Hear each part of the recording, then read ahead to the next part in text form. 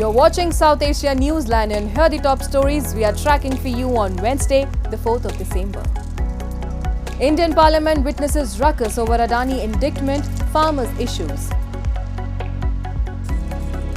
China becomes Pakistan's largest creditor with $29 billion loans. And Nepal-China signs revised BRI cooperation framework.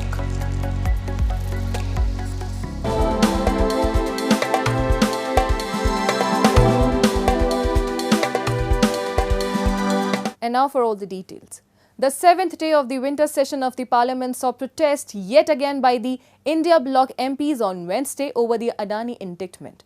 The lawmakers raised slogans and banners to demand for a joint parliamentary committee probe into the US bribery allegations against the Adani group. The opposition lawmakers also staged a brief walkout in the upper house Rajya Sabha, protesting against the government for not fulfilling the promise to farmers of increasing the minimum support price for various crops. Parliament proceedings have witnessed disruptions over the issue since the beginning of the winter session on 25th of November. Earlier in the day, Leader of Opposition Rahul Gandhi and Congress MP Priyanka Gandhi Vadra and several other opposition MPs headed to visit violence-hit Sambhal. However, they were stopped by police officials near the Ghazipur border.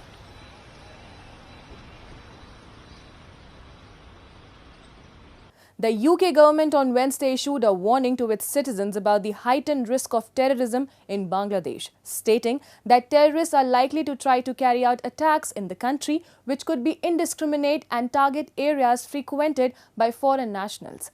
British MPs have also raised concern over the attacks on the Hindu community in Bangladesh and the arrest of religious leaders, calling the degree of escalation in the violence deeply concerning.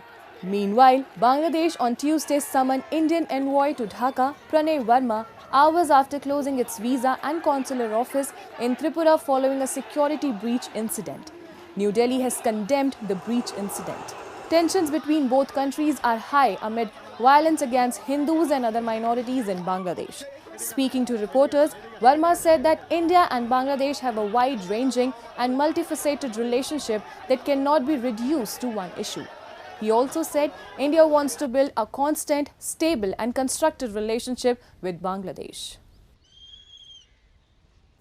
Meanwhile, a man opened fire at former Deputy Chief Minister of India's Punjab state while he was serving his penance at the entrance of the Golden Temple, the holiest shrine of Sikhs, for religious misconduct during his tenure from 2007 to 2017. The attacker was overpowered by people on the spot and caught. No one was injured in the incident. Badal has to wash utensils, clean shoes and bathrooms and also serve as guard at the Golden Temple as part of his punishment. ਸਾਡੀ police ਦੀ ਜਿਹੜੀ alertness ਹੈ ਔਰ ਜਿਹੜੀ deployment ਸੀ ਉਹਦੇ ਕਰਕੇ ਇਹ ਸਾਰੀ ਜਿਹੜਾ attack ਕੀਤਾ ਗਿਆ ਦੀ ਕੋਸ਼ਿਸ਼ ਕੀਤੀ ਗਈ ਅਟੈਕ ਦੀ ਉਹਨੂੰ ਫਾਇਲ ਕੀਤਾ ਗਿਆ ਸਾਡੇ ਮੁਲਾਜ਼ਮ ਰਿਸ਼ਪਾਲ ਸਿੰਘ ਜਸਬੀਰ ਤੇ ਪਰਮਿੰਦਰ ਇਹ ਤਿੰਨ ਬੰਦਿਆਂ ਨੇ ਬੜਾ ਅਲਰਟਨੈਸ ਦਾ ਸਬੂਤ ਦਿੱਤਾ ਔਰ ਇਹ ਜਿਹੜੀ ਵੀ ਅਟੈਂਪਟ ਸੀਗੀ ਉਹਨੂੰ ਫਾਇਲ ਕੀਤਾ ਗਿਆ ਇਹ ਚ ਨਰਾਇਣ ਸਿੰਘ ਚੌੜਾ ਜੋ ਕਿ ਪੁਰਾਣਾ ਕ੍ਰਿਮੀਨਲ ਰਿਕਾਰਡ ਵੀ ਉਹਨਾਂ ਦਾ ਕਾਫੀ और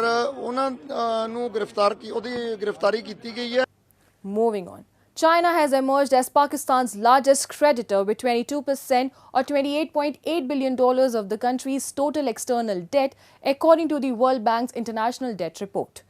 Saudi Arabia was the second largest bilateral lender to Pakistan with $9.16 billion or 7% of the total debt. The report highlights that Pakistan's total external debt, including loans from the IMF, reached $130.85 billion in 2023.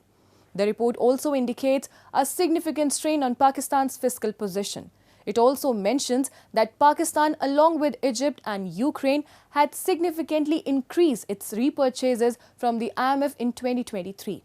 The economic crisis has continued to strain businesses and citizens in Pakistan who have suffered from steep and sudden increases in electricity tariffs following energy sector reforms suggested by the International Monetary Fund. And persistent power outages in POJK are plunging residents into darkness quite literally.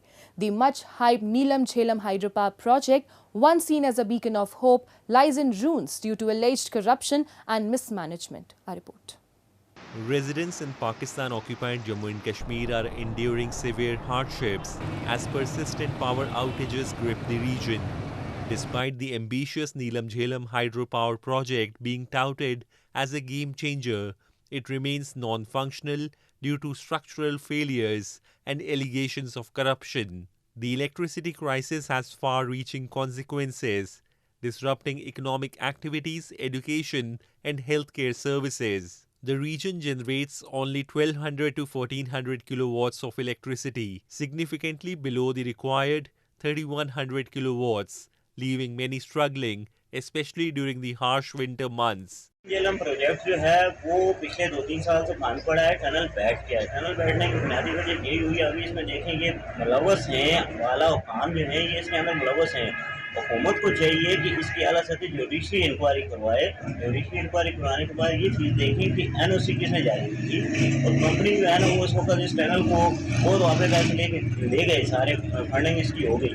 अब tunnel बैठ चुका है, ये loss किसको हो रहा है? कौमी खजाने को हो रहा है, बर्दाश्त अवाम गरीब अवाम कर रही है, लोगों को इसकी हुकूमत को, मौजूदा हुकूमत को सख्त तरीन तहकीकात करनी चाहिए और जो लोग इसमें मुलव्वस हैं उनके खिलाफ कानूनी कार्रवाई हो।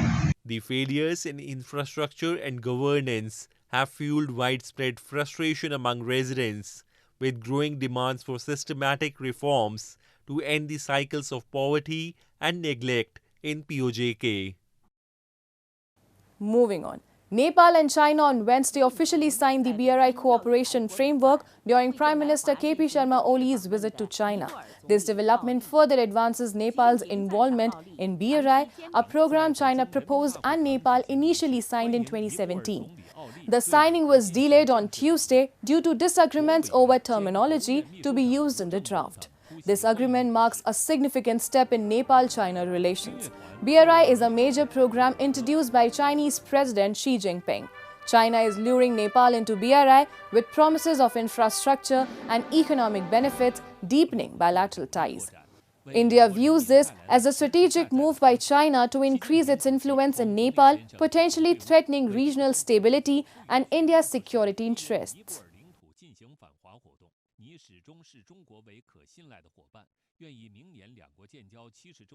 That's all in tonight's edition. We will see you same time tomorrow. Good night.